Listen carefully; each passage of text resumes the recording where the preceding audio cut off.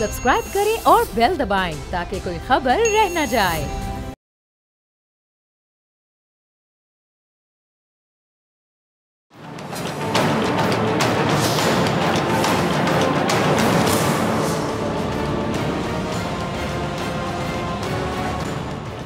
अस्सलामुअलैकुम, मैं हूं डॉक्टर फ़िज़ा ख़ान और मैं हूं पाकिस्तान। आप देख रहे हैं ऐसे नहीं चलेगा। नाज़रीन, एक गुजरात का किसाब है, दूसरा मशरिक़ वस्ता का किसाब है। अगर हम दोनों का कंपैरिजन करें तो इन दोनों में एक बात मुश्तरक है कि दोनों को मुसलमानों को टारगेट करने का बहुत शौक़ है, मुसलमानों का खून बहाने का इन दोनों दरिंदों को बहुत ज़्यादा शौक़ है। बल्कि बड़ा एक सख्त कॉम्पिटिशन है कि कौन ज़्यादा आगे दिखाई देता है। अब एक हकीकत बड़ी खुलकर जो सामने आ गई है कि जी गज़ा में जो फ़लस्तीनियों की बाकायदा नस्ल कुशी हो रही है, इसमें भी मोदी सरकार की इसराइल को मुकम्मल मदद कह लें, हिमायत हासिल है। अच्छा, वैसे जो इसराइल और भारत में 1960 की दहाई में फ़ौजी ताउन शुरू हो गया था, लेकिन अब ये इंसानियत के जो ये मुजरिम हैं बाकायदा मोदी और नेतन्याहू, इसे एक नई बुलंदियों पर पहुंचाना शुरू हो गए हैं। और ऐसे वक्त में जब गज़ा में नहते फ़लस्तीनियों पर जुल्म सितम तोड़ने, नस्ल कुशी करने पर पूरी दुनिया इसराइल पर बाकायदा थू थू कर रही है, वहीं पर ये ज़र का पुजारी कह लें, इंसानियत का दुश्मन कह लें, नरेंद्र मोदी डॉलर कमाने के चक्कर में इसराइल को धड़ाधड़ असलहा गोला बारूद बेच रहा है। और यही नहीं बल्कि इसराइल को इफरादी कुव्वत भी फराहम कर रहा है ये। अच्छा, भारत ने गुज़िश्ता दहाई के दौरान भी मैं आपको ज़रा बताऊं कि इसराइल से $2.9 बिलियन मालियत की फ़ौजी साजो सामान दरामद किया था। इसमें जंगी ड्रोन, मिज़ाइल, रडार और निगरानी का जो निज़ाम है वो शामिल है। और इनमें बहुत से हथियार ऐसे हैं जो मकबूजा कश्मीर में बाकायदा इस्तेमाल कर रहे हैं। इस पर बात करने के लिए मेरे साथ मौजूद मेहमान मौजूद हैं। सीनियर सियासतदान, वफाकी वज़ीर की तारुफ के मोहताज नहीं, मुशाहिद हुसैन सैयद साहब, बहुत शुक्रिया सर ज्वाइन करने के लिए। मुशाहिद साहब, गज़ा में हद हो गई, 38,000 से ज़्यादा, 38,000 से ज़्यादा शहादतें हैं।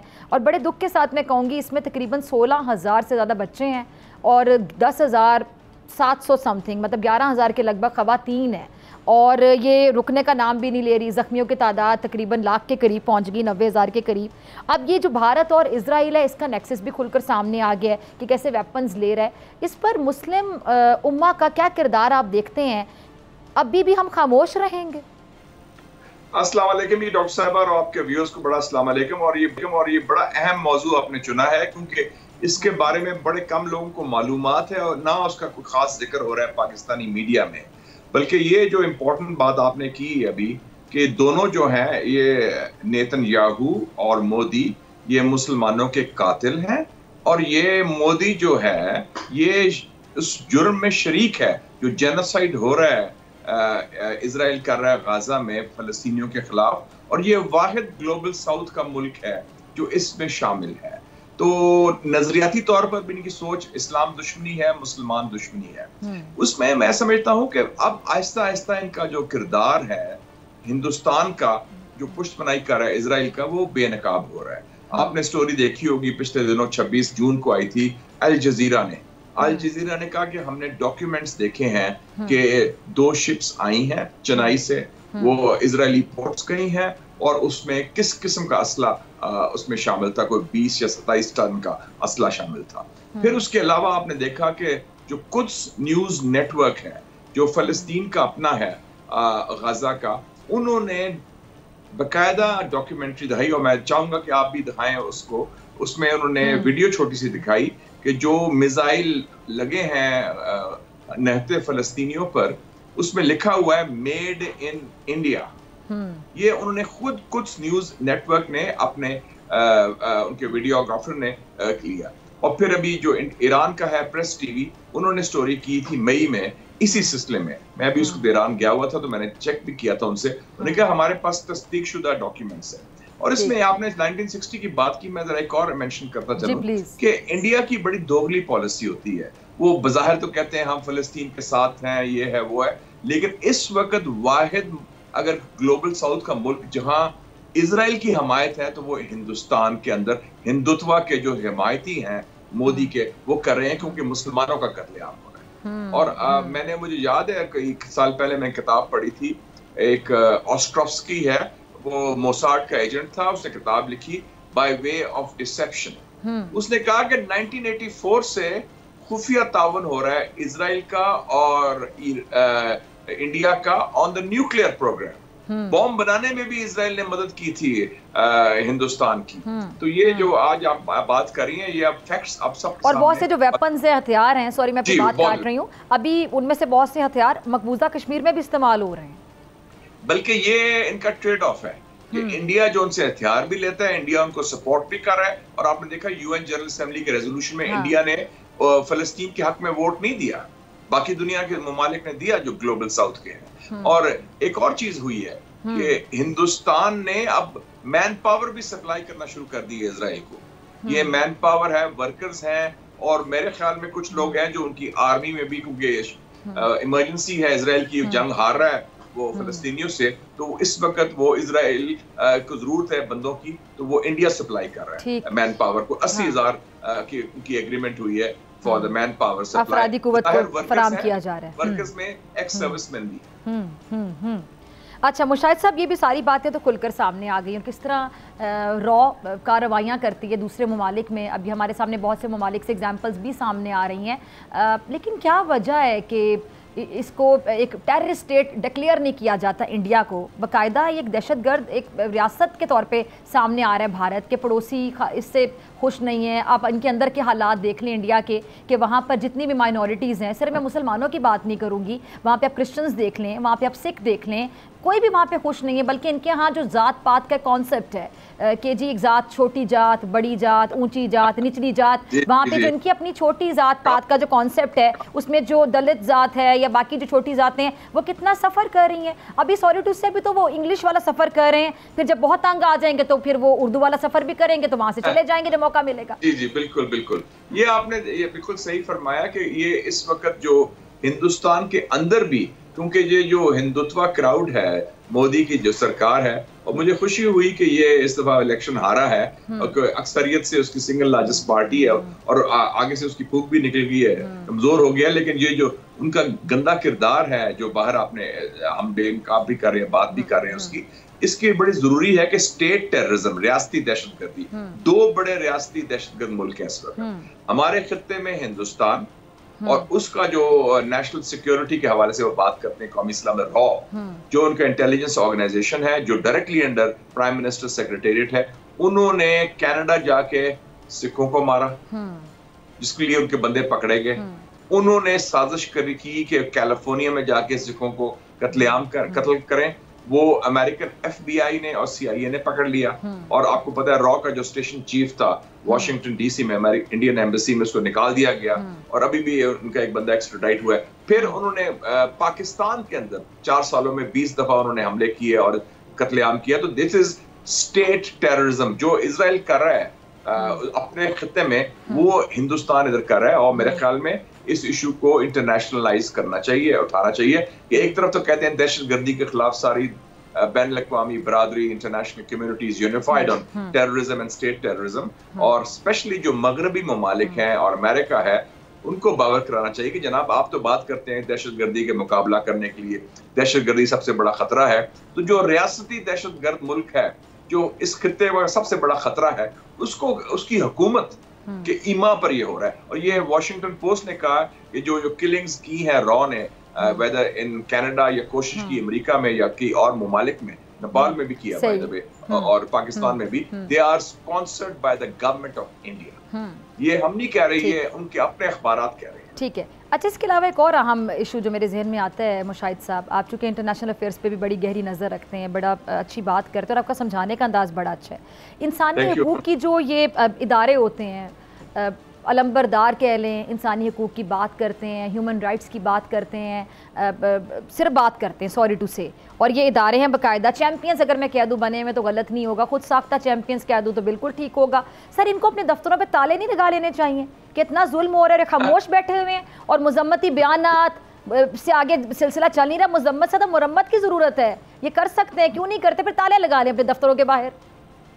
नहीं डॉक्टर साहब, your point is very well taken. आपने ठीक है, मजम्मत और मुरम्मत, जो लोग होंगे ये बैन-अल-अक़वामी कवानीन की खिलाफ वर्जी करें, मैं समझता हूँ गाय बगाए आवाजें उठती हैं, गो के जो हुकूमतें हैं मगरिब की और बेशतर जो पार्लियामेंटेरियंस भी हैं, उनमें दौरे मेयार कह लें, मुनाफकत कह रहे हैं, मसलियत कह रहे हैं। मसलन मैं एग्जांपल देता हूँ, अमेरिका में एक अदारा है जिसका नाम है जेनोसाइड वॉच। कि जो जहां कत्लेआम हो रहा है उसकी निशानदेही करते हैं। उसका प्रेसिडेंट है डॉक्टर ग्रेगरी स्टैंटन। उसने पिछले साल टेस्टिमोनी दी अमेरिकन कांग्रेस में जनवरी 2023 को कि अ genocide is in the making in India in Assam and in occupied Kashmir against Muslims. ये उन्होंने टेस्टिफाई किया। वो पाकिस्तानी नहीं है, वो अमेरिकन है, बल्कि in fact is an American Jew by the way and we are proud of his role. उसने कहा ये बात, तो ये इंटरनेशनली, तो इसलिए मैं समझता हूँ कि पाकिस्तान के अंदर भी हो, हुकूमत हो, और आई एम ग्लैड कि आप मीडिया जैसे आप जैसे इंडिपेंडेंट मीडिया भी इसको टेक अप कर रहा है कि ये इसको एक्सपोज करना चाहिए। और मैं तो खुद जब जाता हूं तो मैं तो बड़े ओपनली स्टेटमेंट देता हूं कि जनाब आपके दौरे में आ रहे हैं। मैं वेस्ट को कहता हूं अपने दोस्तों को, चाहे यूरोप हो या अमेरिका हो कि आप बात ह्यूमन राइट्स की सिलेक्टिवली करते हैं। सिर्फ जहां आपकी सियासत इन्वॉल्व है तो उसको आप इस्तेमाल करते हैं, लेकिन जो असली ह्यूमन राइट्स के वायलेशन है, जिसमें कत्लेआम शामिल जुर्म है, ये खासकर इजराइल और इंडिया, इनको आप इग्नोर करते हैं। ठीक है, अच्छा एटलीस्ट ये जो ये मैं तो कहते हैं जनूबी अफ्रीका को भी हम इस्लाम पेश करना चाहिए। अगर आज हम इस टॉपिक पे बात करें, मुशाहिद साहब के उन्होंने हिम्मत का मुजाहरा किया और बहरहाल, लेकिन आगे से अभी देखने के आलमी अदालत इंसाफ की अगर बात की जाए तो नस्ल कुशी को तो एटलीस्ट रोक देना चाहिए ना। बाकायदा नस्ल कुशी हो रही है वहाँ पे, 16,000 बच्चे शहीद हो चुके हैं, 11,000 खवातीन, 11,000 के करीब खवातीन शहीद हो गई हैं, 38,100 समथिंग फिगर था जो मैं आज पढ़ रही थी लेटेस्ट के, इतने लोग दुनिया से चले गए हैं, जख्मियों की तादाद 90,000 के करीब है।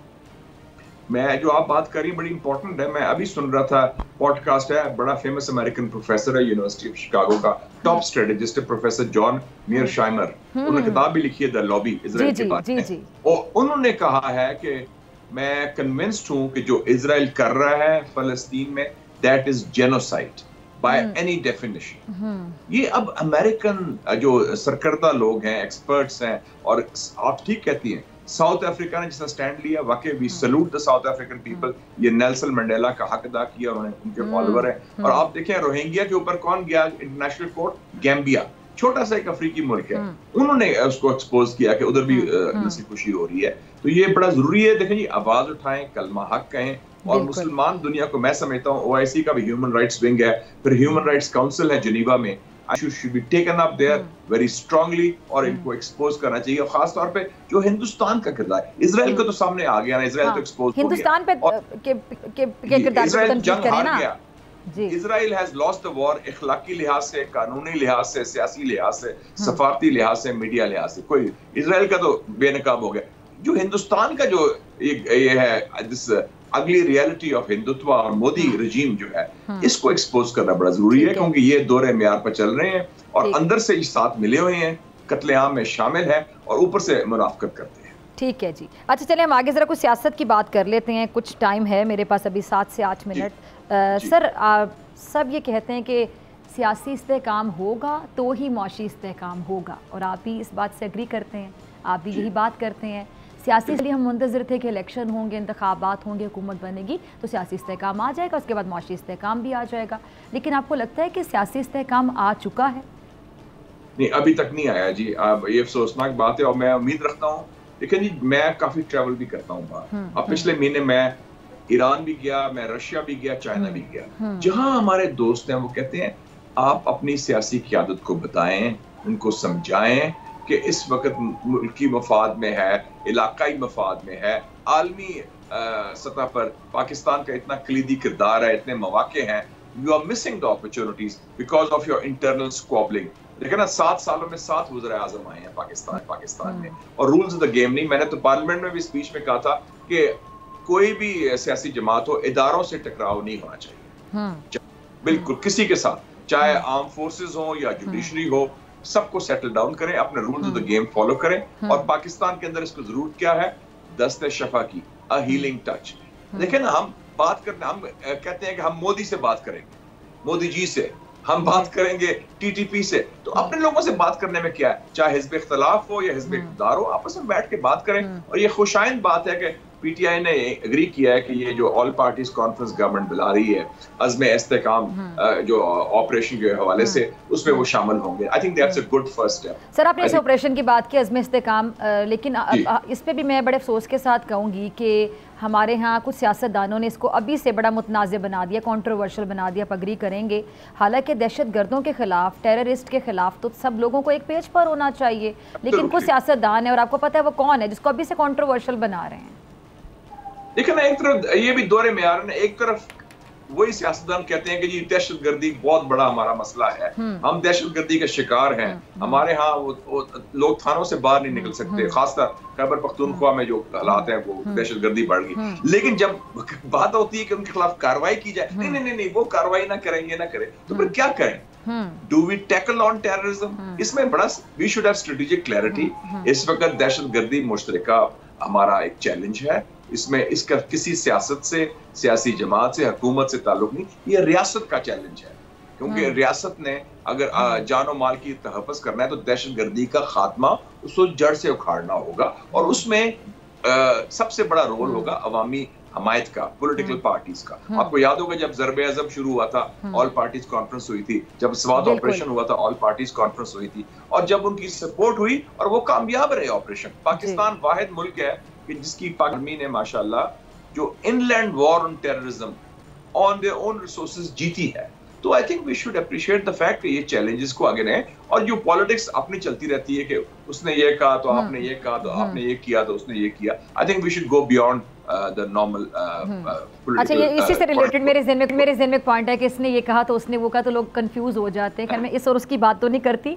वज़ीर ख़जाना साहब जो है हमारे, उन्होंने कहा कि जी IMF का आखिरी प्रोग्राम ये नहीं हो सकता अगर टैक्स जो है कलेक्शन हदफ वो हम अचीव ना करें, प्रॉपर टैक्स ना बढ़ाया जाए। आपने सुना होगा उनका स्टेटमेंट।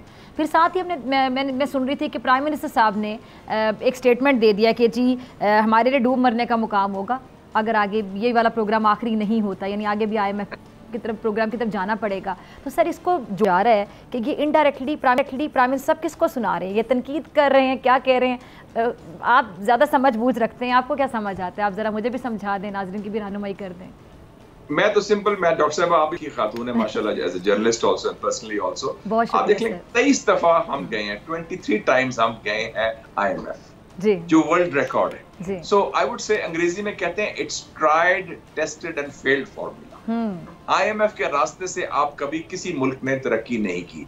IMF का मतलब है आप ICU में हैं, आप हॉस्पिटल में हैं, आप बीमार हैं और शदीद बीमार हैं, तो आपका जो उसका मर्ज है वो वॉशिंगटन DC में नहीं है, वो पाकिस्तान के अंदर है। आप अपने रिफॉर्म्स करें, आप अपने जो बड़े बड़े मुश्किल फैसले करें। अभी तक तो ये हुआ है कि बजट ने अवाम की मुश्किलात में इजाफा किया है। मुश्किल फैसले क्यों नहीं करते? शाह खर्चियां बंद करें और ये अपना टाइटन योर बेल्ट्स, और आपको सब सपोर्ट करने को तैयार है। बाय द वे चाइना आपको हेल्प करने को तैयार है, UAE, Saudi Arabia, Qatar, Russia, everybody Pakistan के लिए, even the West I would say internationally भी हमें गुडविल है हमारे लिए पाकिस्तान के लिए। तो मुशाहिद साहब आपको नहीं लगता जब हमें बिजली, गैस, पेट्रोल जिन लोगों को फ्री में मिल रहा है, अगर वो भी खरीदना शुरू कर दें तो ये टैरिफ जो रेट्स हैं बाकायदा फ़र्क नज़र आएगा, आम जो लोग हैं, सारिफीन, आम आवाम है, मुस्तफ़ीद होगी, फ़ायदा मिलेगा उन्हें। और आपने जो इतने बड़े अपने प्रोग्राम में इतना इजाफा कर दिया, शाह खर्चियों में इतना कर दिया, इतना बड़ा प्रोटोकॉल हो रहा है, इतने बड़े उनको हर एक MNA को कोई 50 करोड़ या 1 अरब रुपया डेवलपमेंट फंड्स दे रहा, इसको बंद करें आप। Titan your belts. श्रीलंका आपके साथ एक मुल्क है, छोटा सा श्रीलंका, उनमें डिफॉल्ट हो गया, कलैप्स हो गया, लेकिन 2 साल के अंदर उन्हें मामला ठीक कर लिया। उन्होंने सही फैसले किए, मुश्किल फैसले किए और अपने मामला ठीक कर लिए। हम भी ठीक कर सकते हैं, जरा हिम्मत का मुजाहरा करें और जुर्रत का मुजाहरा करें और बड़े फैसले करें। जुबानी जमा खर्च से कोई फर्क नहीं। तो मुशाहिद साहब यानी हम जब बड़े बड़े लोगों को कहते हुए सुनते हैं, जिनमें प्राइम मिनिस्टर साहब भी शामिल है, कि दिल पर पत्थर रख के बड़े मुश्किल फैसले हम कर रहे हैं। कोई पत्थर शत्तर किसी ने रखा नहीं हुआ, सब आराम से बैठे हैं, सूट शूट पहन के बड़ी बड़ी गाड़ियों में सैर कर रहे हैं। वो पंजाबी आपको समझ आती है सर? वो पंजाबी में कहते हैं गोंगलू से मिट्टी झाड़ना, यही समझे? बिल्कुल बिल्कुल बिल्कुल। या उंगली कटा के शहीदों में शामिल हो रहे हैं, ये कोई पत्थर शत्तर लफाजी बंद करें, फैसले करें, take decisions and take tough decisions. लोग मुंतजर हैं उसके। चले 1 मिनट है आखिरी। अवाम पाकिस्तान पार्टी एक नई पार्टी बनी है, लेकिन पुराने चेहरे हैं, शाहिद खान अब्बासी साहब, लीड कर रहे हैं, तो सुनने में आ रहा है कि जितने लोग अच्छा एक विज़न रखते हैं वो इस पार्टी को ज्वाइन करेंगे। उनको ऑफ़र्स भी जा रही हैं कि आप हमारे साथ आएँ, काम करें पाकिस्तान की बेहतरी के लिए। तो आपको भी कोई कॉल शॉल आ गई है? मैं तो ये कहता हूं कि इस वक्त लोग तब्दीली चाह, पूरी वेव है तब्दीली की दुनिया में इस वक्त, ठीक है, बल्कि एक एंटी एस्टेब्लिशमेंट वेव देख रहे हैं आप। पाकिस्तान हो, हिंदुस्तान हो, ईरान हो, मालदीव्स हो, तुर्की हो, फ्रांस हो, अमेरिका, बाइडन की छुट्टी होगी, मैक्रोन की छुट्टी होगी, सुन्नी की छुट्टी होगी। पाकिस्तान के अवाम भी तब्दीली चाहते हैं और मैं कहता हूँ good luck to the new party. इस वक्त जरूरत है चेंज की, and let's see how they work it out. Good luck to them. मैं मुशाहिदा कर रहा हूँ बड़े गौर से और देखता हूँ क्या सिचुएशन इमर्ज करती है। यानी हम आपको जल्द देखेंगे उस पार्टी में? नहीं, मैं मुशाहिदा कर रहा हूँ, मुशाहिदा का मतलब है ऑब्जर्व कर रहा हूँ मैं। ऑब्जर्व हम फर्स्ट स्टेप कह सकते हैं ना सर। मैं आई एम ऑलरेडी इस पे पार्टीज तो एक निजाम है, आपने मुशाहिदा शुरू कर लिया तो हम समझ सकते हैं कि पहला स्टेप है ये, अनकरीब आप ज्वाइन कर सकते हैं। एक सरकारी सिस्टम पार्टीज हैं और एक तरफ कैदी नंबर 804 है, वो जेल में बैठा हुआ है, किताबें भी पढ़ रहे हैं और एक्सरसाइज भी कर रहे हैं, और बाकी क्या मुस्तकबिल क्या देख रहे हैं आप? कैदी नंबर 804 का मुस्तकबिल क्या देख रहे हैं? केसेस का, सियासत करें, ट्रंप इलेक्शन जीत जाएगा, फिर हालात तब्दील हो जाएंगे। ठीक है जी, बहुत शुक्रिया मुशाहिद साहब आपके वक्त के लिए। नाज़रीन, आपसे मुलाकात होगी ब्रेक के बाद, और ब्रेक के बाद मेरे साथ मौजूद होंगे ज़हीम कादरी साहब।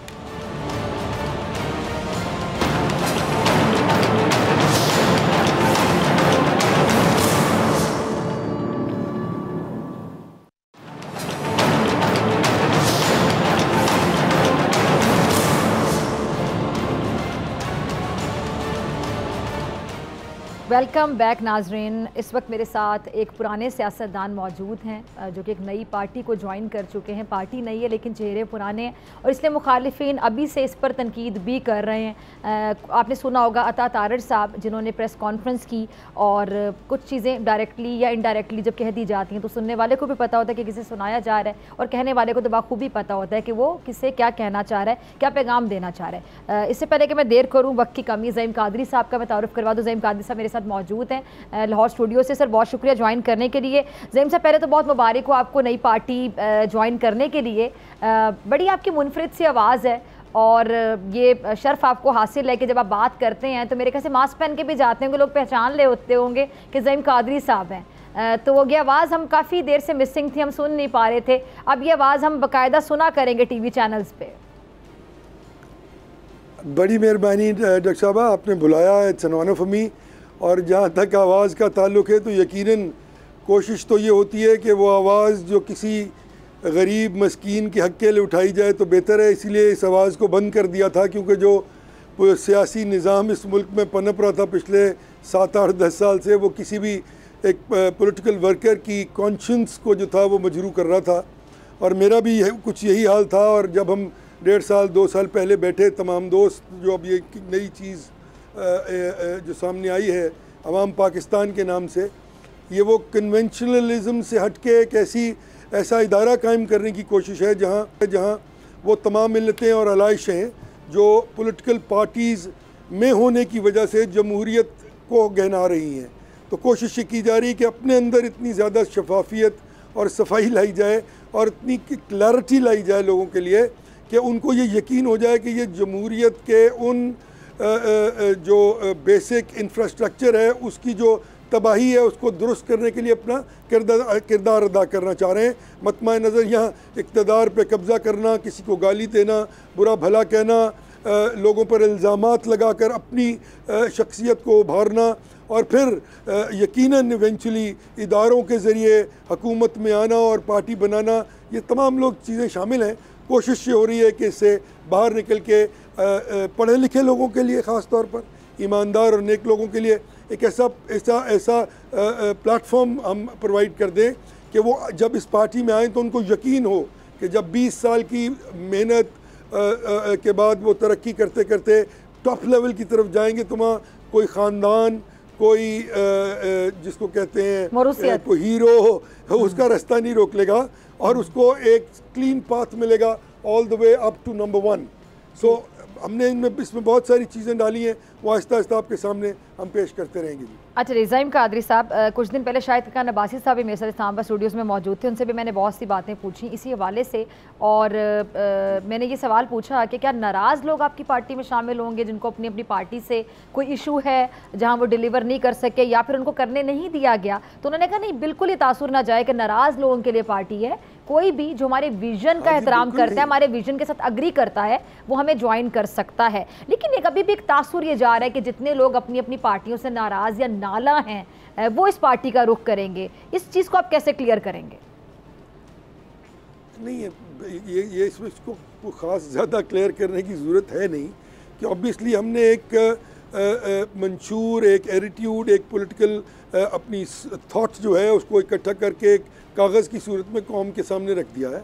जो भी शख्स उस पर उसके साथ एग्री करेगा, कुछ लोग होंगे जो 80% एग्री करेंगे, कुछ लोग होंगे जो 100% एग्री करेंगे, तो उनके लिए ऑब्वियसली हमने एक प्लेटफॉर्म बना दिया। जहाँ तक आप नाराज़गी की बात कर रही हैं, तो आज जितने भी लोग PTI से, MQM से, PMLN से इस पार्टी में तशरीफ़ लाए हैं, उनकी नाराज़गी है सच कोई है नहीं। अगर नाराज़गी हो और वो इसलिए नहीं आए कि वो यहाँ बैठकर अपनी सबका लीडरशिप्स को और जो है उनमें कीड़े निकालें और बुरा भला कह के अपना स्कोर सेटल करें। हमारा तो मतबा नज़र ही और है कि हमने किसी को कन्फ्रंट नहीं करना ओवर नॉन इश्यूज़, यानी कि ज़ातियात पर, किसी के घर की बात, किसी की कमजोरी, किसी को चोर कहना, किसी को डाकू कहना, किसी को कहना मैं पकड़ के अंदर कर दूंगा। So we don't want to do that. It's a different sort of attitude we are prevailing this time, and it is a different form of a political institution what we are trying to introduce. ठीक है, यानी ethics का बड़ा ख्याल रखा जाएगा, लोगों की पगड़ियां नहीं उछाली जाएंगी, उनकी ज़ातियात पे हमले नहीं किए जाएंगे। हमारा सबसे बड़ा बहुत अच्छी बात, मतमा नज़र, जिसकी ज़रूरत भी है मेरे ख्याल से इस वक्त हमें बहुत ज़्यादा हमारी सियासत में, क्योंकि हमारी सियासत इस वक्त बहुत ज़्यादा गालम गलोच और ज़ातियात पे हमले, पगड़ियाँ उछालना, कैरेक्टर असैसिनेशन, इसकी नज़र हो गई है। अच्छा, ज़ईम कादरी साहब, आपकी पार्टी का इसके अलावा क्या एजेंडा होगा? आप ऐसा क्या करेंगे जो आप लोग पहले नहीं कर सके? क्योंकि आप तमाम लोग मंझे हुए सियासतदान हैं, आप लोगों ने पहले भी मतलब सियासत में आपकी खिदमात हैं।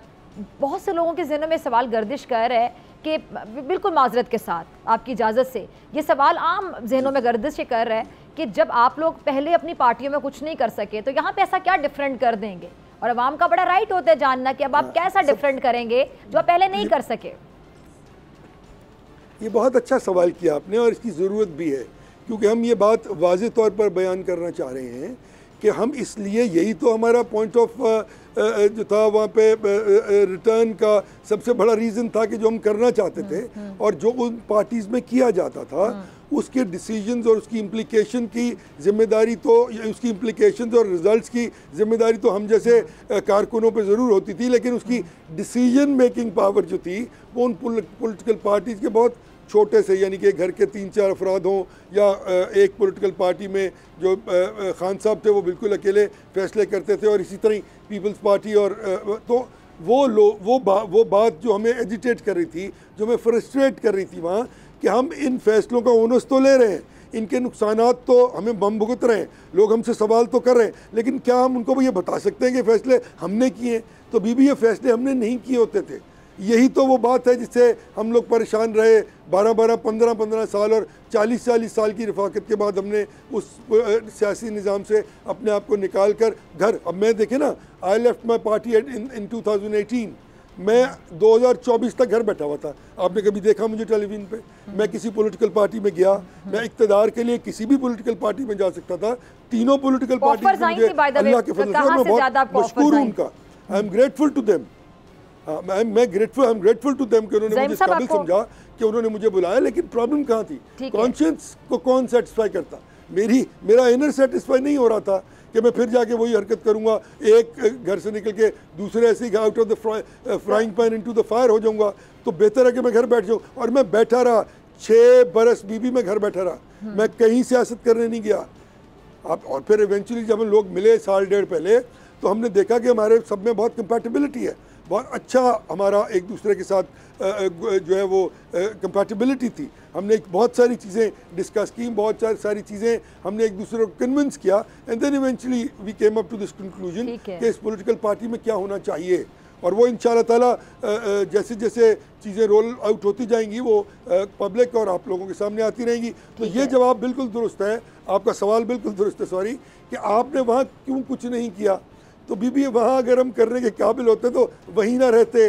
चले फिर आपके सवाल से एक और सवाल आपके जवाब छोड़ के आया। ठीक है जी, आपके जवाब से एक सवाल मेरे जहन में आया, देखने वालों के जहन में भी शायद आया हो, कि आपने कहा कि वहाँ पे आप इसलिए डिलीवर नहीं कर सके आप तमाम लोग, क्योंकि सारी बातें एक पार्टी की लीडरशिप होती, पॉलिसीज़ होती है, और कई बार सॉरी टू से जी हुजूरी वाला सिस्टम चल रहा होता है कि आपने लीडर को यस सर ही कहना होता है। कहने को जमहूरियत होती है जी, कहने को जमहूरियत होती है, लेकिन जो लीडर है वो नहीं सुन रहा होता, अपनी कर रहा होता है। और सारी पार्टियों से तकरीबन मैं एक पार्टी की बात नहीं करती, इसी तरह की शिकायत लोग कर रहे होते हैं, जो फिर कहते हैं कि बस अब हम नहीं यस सर कर सकते, या रास्ते जुदा कर लेते हैं, या बेचारे जी हुजूरी कर रहे होते हैं। सर आपकी ये जो नई पार्टी है, यानी आप लोग पुरानी पार्टियों से जो गिले शिकवे भी आप कर रहे हैं, क्या आपकी पार्टी में इस चीज़ का ख्याल रखा जाएगा, इस चीज़ को मलूज़े खातिर रखा जाएगा कि यहाँ पर हकीकी मायनों में जमहूरियत होगी, कि यहाँ पर कोई एक बंदा डिक्टेट नहीं कर रहा होगा, तमाम लोगों की एक राय होगी, आपको राय से इख्तिलाफ करने का भी बाकायदा हक दिया जाएगा?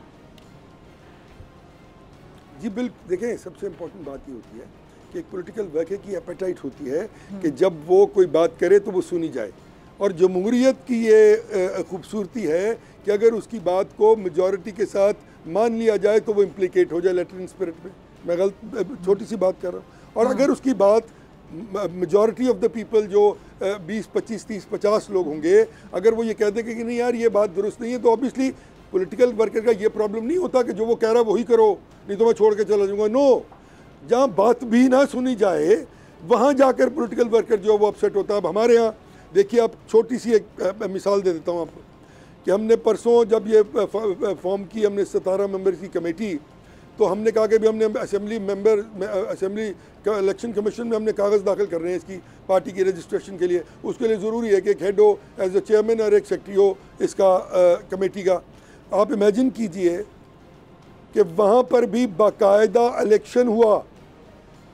शाहिद खान अब्बासी साहब मेरे लीडर हैं, वो इसलिए मैं नहीं कह रहा कि वो मतलब मैं उनको पोर्ट्रे नहीं करना चाहता कि वो जिस तरह पीटीआई वाले हैं वो करते हैं कि कोई आका है, उसकी मैं शराफत और ईमानदारी की बात बता रहा हूँ आपको कि somebody proposed him as the president of the organization. He never actually उन्होंने अपने आप को पेश नहीं किया इस ओहदे के लिए। जब उनको ये हुआ तो एक साहब ने मुझे प्रपोज कर दिया प्रेसिडेंटशिप के लिए, और आप इमेजिन करें बाकायदा इलेक्शन हुआ, 17 में से 12 वोट उनको पड़े, 5 वोट मुझे पड़े, और वो इलेक्शन जीत गए और वो चेयरमैन बन गए ऑर्गेनाइजिंग कमेटी के। इसी तरह ही मिफ्ता इस्माइल साहब को किसी ने प्रपोज किया, मैंने प्रपोज किया, उन्होंने अपने आप को प्रेजेंट नहीं किया to become the secretary of the party. So अगर आज ये रवैया है कि जहाँ जो लोग इकट्ठे कर रहे हैं लोगों को, वो साहबान भी ये कह रहे हैं कि भाई हम नहीं इस काम के लिए आगे आते, आपने हमें प्रपोज कर दिया, आपने इलेक्शन करवा लिया, ये हो गया, ये जमा करवा दीजिए। They did not actually propose themselves to become secretary and the president of the organizing committee. So अगर यहाँ पे ये एटीट्यूड प्रिवेल कर गया तो इसका मतलब आपका ओहदा क्या होगा पार्टी में? बहुत जरूरी है। जरा आपने बताया अभी आपका ओहदा क्या होगा ज़हीम कादरी साहब पार्टी में? जी अभी किसी का कोई ओहदा नहीं है। ठीक है। ये जो ऑर्गेनाइजिंग कमेटी बनी है, ये organising committee with a period of 1 year पूरी पार्टी के पहले जनरल काउंसिल बनाएंगे, फिर उसके बाद CWC बनेगी, जनरल काउंसिल इलेक्शन करेगी सदर का, सेक्रेटरी का, प्रेसिडेंट का और तमाम ओहदों का। ठीक है। So it's a process, we will follow the process. और ये हम कर नहीं सकते कि घर में बैठ के कागज भर के तो अनअपोज जो है वो तीनों पार्टीज के चेयरमैन, प्रेसिडेंट, कोई कायद, कोई मतलब उसका प्रेसिडेंट, कोई जिसको नॉमिनेट कर दिया, इलेक्शन होता ही नहीं है, कोई कॉन्सेप्ट ही नहीं है। सो ये सबसे बड़ी हमारा क्रेडिट है, हमारा तो इम्तियाज़ होगा कि हमने अपने इदारे। और सबसे बड़ी बात आप ये भी देखिए कि हम कोई भी ऑफिस, मतलब शाहिद साहब अगर सदर बनते हैं इंशाल्लाह इलेक्ट होके, तो वो 2 टर्म से ज़्यादा वो ऑफिस रख ही नहीं सकते। He has to leave the presidentship of the party after 6 years. तो मैं भी अगर कहीं जीतता हूँ किसी ओहदे पे, तो ये नहीं कि मैंने सारी ज़िंदगी बैठे रहना वहाँ। I have to go. There has to be somebody else coming in. ये हमने अपने मंशूर में लिख दिया है। तो इससे तो बाहर कोई जा ही नहीं सकता। अच्छा, आपकी तो अगर ये खूबसूरती आ गई है तो मेरे ख्याल में लोगों को इस बात पे हम पे एतबार करना चाहिए कि कागज में चीज लिखी हुई, अगर वो हमने इलेक्शन कमीशन में लिख के दे दिया है कि ये होगा ही नहीं तो हम तो स्क्रैच हो जाएंगे एज ए पार्टी दूसरे दिन। तो लोगों को इस चीज का एडवांटेज लेना चाहिए और आगे ज्वाइन करना चाहिए और मेहनत करनी चाहिए और eventually make up to the top. ठीक है जी।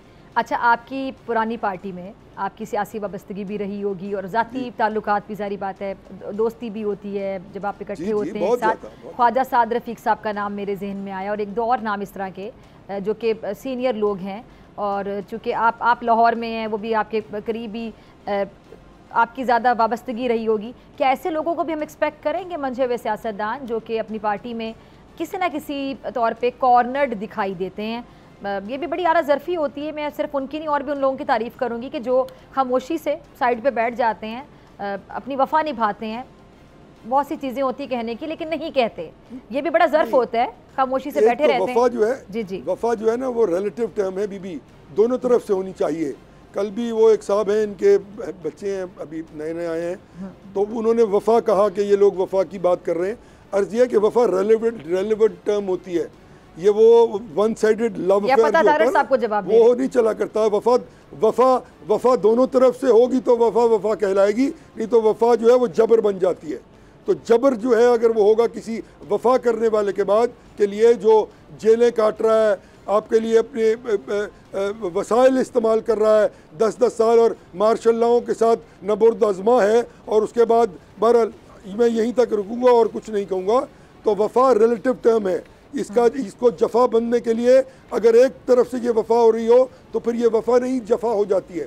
दूसरी बात आपने की लोगों की, तो ये देखें हमारे दरवाजे हर उस शख्स के लिए खुले हैं जो नीट, क्लीन, इज़्ज़तदार और बैगेज के बगैर पॉलिटिशियन है, जिसके बारे में लोग एक बुरी राय नहीं रखते, जिसके बारे में आम फहम बात है कि वो एक ऑनरेबल आदमी है, मेहनती है, काबिल है, लायक है, पैसे खर्च के लोगों के लिए लोगों के काम करता है, अपनी जेब से खर्च के लोगों की खिदमत करता है।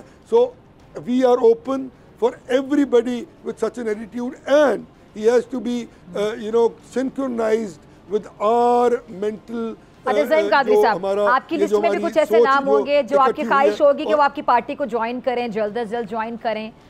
अगर मैं सिर्फ आपकी राय जानना चाहूँ, आपकी पार्टी की ज़ाती राय। जी जी, मेरी तो अच्छा, हम नामों की तरफ देख ही नहीं रहे बीबी। हम तो कोशिश करेंगे पढ़े लिखे नौजवान, ऐसे पढ़े लिखे लोग, ऐसे ईमानदार लोग जो कभी सियासत में नहीं भी थे और वो सियासत करके इस मुल्क के लिए कुछ करना चाहते हैं, हमारे लिए उनके लिए भी दरवाजे, हमारे लिए सिर का ताज हैं। वो भी आएँ, वो ही आएँ, बल्कि ज़्यादा से ज़्यादा आएँ, ताकि वो लोग जो इवेंचुअली गेट क्रैशेस होते हैं और वक्त के साथ मुर्गे बादे नुमा जिसको कहते हैं ना जी, वेदर कॉक्स होते हैं, वो पार्टियों में जाते हैं, इस्तेमाल करते हैं, आगे चले जाते हैं। आप देख लेंगे दोनों पॉलिटिकल पार्टीज, वो लोग जो PMLN के वर्करों को थानों में मारे पड़वाते रहे पूरे 6-8 बरस मुशर्रफ साहब के दौर में, उनको बाकायदा ला के काफ लीग से मुस्लिम लीग नून वालों के सिर पे बिठा दिया गया। और यही हालत हुई PTI में। वो लोग जो दूसरी पॉलिटिकल पार्टीज की तरफ से उनको खींच के इलेक्टेबल्स को लाया गया, और वो लोग जिन्होंने वो इतनी अच्छी पॉलिटिकल पार्टी बनाई थी उनको रिडंडेंट कर दिया गया। हामिद खान हो, जस्टिस वो सदीकी हो, जस्टिस वो दूसरे हो, बड़े बड़े नाम, वो किधर गए सारे? पार्टी। जी जी जी जी जी जी। अच्छा, तो इस तरह के ऑनरेबल लोग जो थे दे वर एक्चुअली थ्रोन आउट, और इलेक्टेबल्स ला के उन्होंने फिर क्या हुआ, उन्होंने अपना भी बेड़ा गर्क कर लिया और पार्टी भी तबाह कर ली। अच्छा, ये तो हमारी ये ख्वाहिश नहीं है अभी। ठीक है, अभी जो जारी बात है, अब पार्लियामेंट में तो जाना आपको 5 साल बाद जब इलेक्शन होंगे तब भी आप जाएंगे, तो फिर 5 साल बाद कहाँ देखते हैं अपनी पार्टी को अगले इलेक्शन में? और तब तक अवामी जो राब्ता मुहिम है वो चलाई जाएगी। टॉक शोज़ में तो जारी बात है आप लोग आएंगे और अपनी पार्टी के हवाले से बताएंगे भी कि क्या क्या आपका विज़न है, क्या चाहते हैं, क्या एजेंडा है, क्या डिफरेंट करना चाहते हैं, वो आपने बताया भी आज। लेकिन इसके अलावा जो अवामी राब्ता मुहिम है बाकायदा क्या शुरू कर देंगे लोगों से कनेक्ट होने के लिए? सिर्फ टीवी एक प्लेटफॉर्म होगा? राब्ता मुहिम तो शुरू हो चुकी है ऑलरेडी। ठीक है, हम लोगों के साथ कॉन्टैक्ट में हैं, हमारी वेबसाइट से लोग अल्लाह के फजल ज्वाइन कर रहे हैं। हमारी वेबसाइट से मेंबरशिप ड्राइव शुरू हो चुकी है और हमारी वेबसाइट पे लोग फॉर्म भर रहे हैं, क्योंकि हम नोटेबल्स को पर्चियों की कापियां देकर पैसे वसूल करने के मूड में नहीं है। हमने कहा कि anybody who wants to join does not, यानी अब बिरयानी भी नहीं खिलाएंगे ज़हीम कादरी साहब? Just join. जी नहीं, हमारे पास है नहीं बीबी, आई एम सॉरी। हमारा तो लड़ाई है ना कि बिरयानी की सियासत, गाली गलौज की सियासत, पैसे की सियासत, 10 अरब रुपए का इलेक्शन, हम नहीं ये करना चाहते। हमारे पास ऐसे पैसे हमारे पास है ही नहीं। मेरे पास तो खैर बिल्कुल भी नहीं है, हमारे कुछ दोस्तों के पास हैं, लेकिन उनका भी ये कंसिडर्ड ओपिनियन है कि पैसे की सियासत, अब देख ना ये इल्स है ना डेमोक्रेसी के, इनकी वजह से जमहूरियत तबाह हुई है। पैसा जो आया 85 में वो आज कहाँ पहुँच गया है, और जो गाली गलोच है लोगों की वो गज़ा बन चुकी है। इलेक्शन होता है 20, 25, 50 करोड़ रुपया खर्चते हैं लोग इलेक्शन पे, जो 1 अरब रुपया खर्चता है वो 100% जीत जाता है, चाहे वो किसी भी पार्टी पे हो। वो कुछ इलेक्शन पे पैसे लगाता है, कुछ इलेक्शन करवाने वालों पे पैसे लगाता है और जीत के कहीं से कहीं चला जाता है। सो इवेंचुअली हमने तो सबसे पहले पॉलिटिकल इल्स, वो पॉलिटिकल बीमारी जो इस मुल्क में दीमक की तरह चाट रही है जमहूरियत को, और ये जमहूरियत अब ओलिगार्की बन गई है जिसमें कुछ चंद लोग अपने मजमू मज़ाहिम के लिए इकट्ठे होकर पॉलिटिकल पार्टीज़ बना लेते हैं और एक दूसरे के फाइनेंशियल मसाइल्स हल करते हैं, और फिर दूसरी पॉलिटिकल पार्टीज़ के भी फाइनेंशियल हल जो है उनको करते हैं, क्योंकि वो कहते हैं you scratch my back I will scratch yours. और एक दूसरे के साथ उनकी पार्टनरशिप्स भी होती हैं, शुगर मिलें भी उनकी इकट्ठी होती हैं, लेकिन वो एक दूसरे के लोगों के सामने एक दूसरे के दुश्मन होते हैं। सो मुझे ये समझ नहीं आ रही कि ये कौम को हम कब तक बेवकूफ़ बनाएंगे। You can fool some of the people some of the time, but you can't fool all the people all the time. यानी मज़ीद बेवकूफ़ बनाने का सिलसिला नहीं चलेगा। ठीक है, अब मज़ीद ऐसे नहीं चलेगा जी, नहीं चलने देंगे, हम इसको कन्फ्रंट करेंगे लॉक स्टॉक एंड बैरल। ठीक है जी, ज़हीम कादरी साहब बहुत शुक्रिया तशरीफ़ लाने के लिए, बहुत शुक्रिया आपके। और नाज़रीन इसी के साथ मुझे दीजिए इजाज़त, आपसे मुलाकात होगी इंशाल्लाह कल सेम टाइम सेम चैनल। अगर ज़िंदगी ने वफ़ा की, दुआओं में याद रखेगा, अपना बहुत ख्याल रखेगा। अल्लाह के बाद